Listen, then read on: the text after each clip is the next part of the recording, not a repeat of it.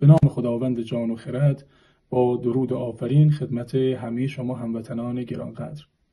امروز در خدمتتون هستیم با قسمت دوم از تفسیر آزمایش خون یا CBC.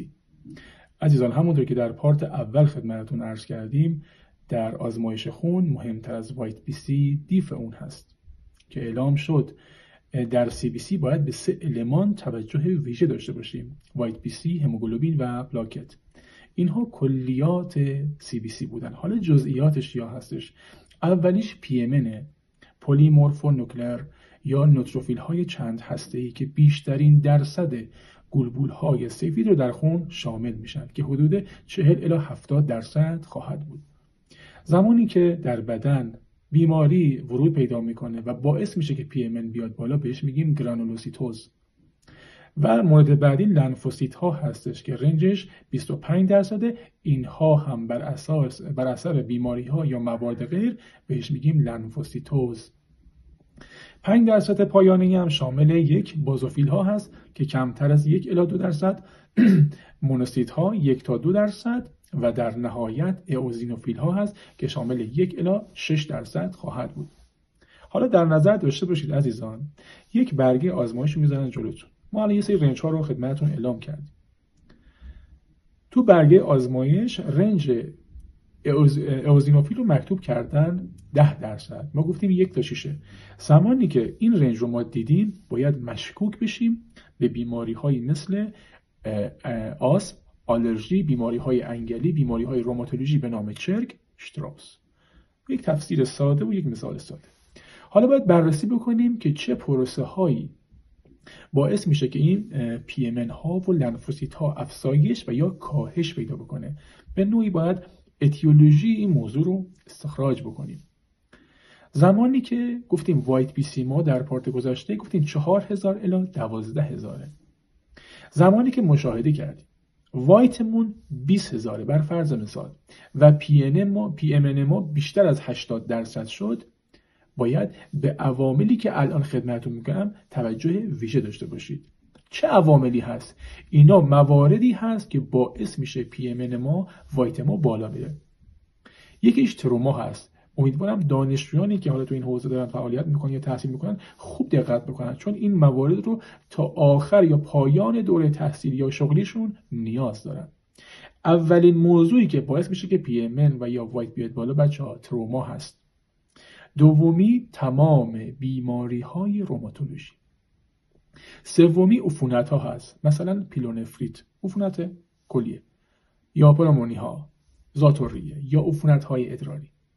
موضوع چهارم اسخای میکنم، زنان باردار هست. این رنج رو در زنان باردار هم ما داریم، یعنی زنان باردار هم وایت بی سی شون و پی ام شون بالا هست. موضوع پنجم کورتون ها هست، افرادی که مثلا هیدروکورتیزون مصرف میکنن. موضوع بعدی بچه‌ها سرطان ها هست، مالیگننت، بدخیمی، بلود کانسر ها، CML. در این افراد با این نوع بیماری ها این رنج ها افزایش پیدا میکنن. حالا چه زمانی این PMN ها و وایت بی سی میاد پایین؟ ما افزایش رو خدمتتون گفتیم، حالا موارد کاهش هم خدمتتون خواهیم گفت. یکی از مواردی که اسخای میکنم باعث میشه که PMN ما یا وایت ما بیاد پایین بچه‌ها، کمبود اسید فولیک و B12. دومیش کمبود ویتامین دی هست. این خورشید تابان که از خداوند جان بر انسان تابیده شده و راحت میتونیم بهره ببریم، واقعا چرا باید ممانعت بشه؟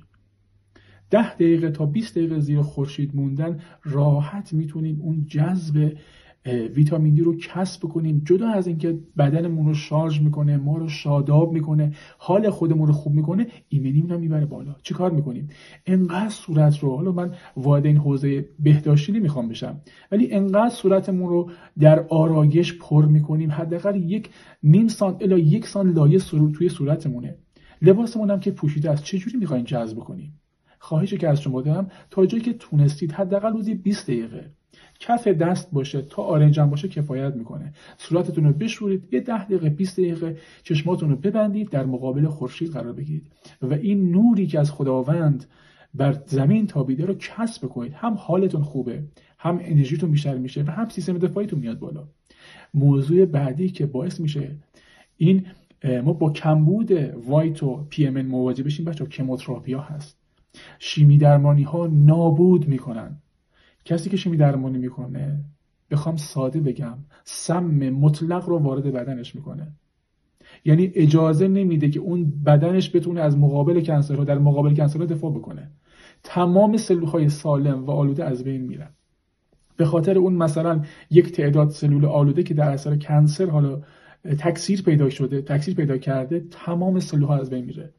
پس ما در زمان شخصی که داره شیمی درمانی میکنه، اون سم رو وارد بدنش میکنه، تمام سلول‌های بدنش رو نابود میکنه. در نتیجه مستعد انواع عفونت‌ها، عوامل میکروبی، ویروس، انگل، باکتری، قارچ، غیر ذالک، همه رو در بر میگیره و به بدن اجازه دفاع رو نمیده. و در نهایت یک سری عفونت‌ها مثل HIV، ما بر اساس این پروسه ها باعث میشن که وایت ما، پی ام ان ما کاهش پیدا کنه. امیدوارم تونسته باشم یک خرد خردی رو از تفصیل آزمایش به شما عزیزان ارائه داده باشم. هر کجا هستید خداوند عالم پشت و پناهتون باشه.